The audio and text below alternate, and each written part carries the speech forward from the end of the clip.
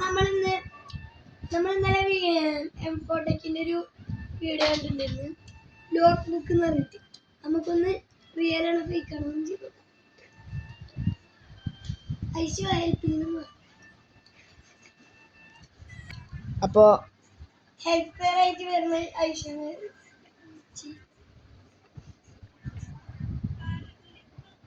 അടിച്ചോന്നില്ലേ.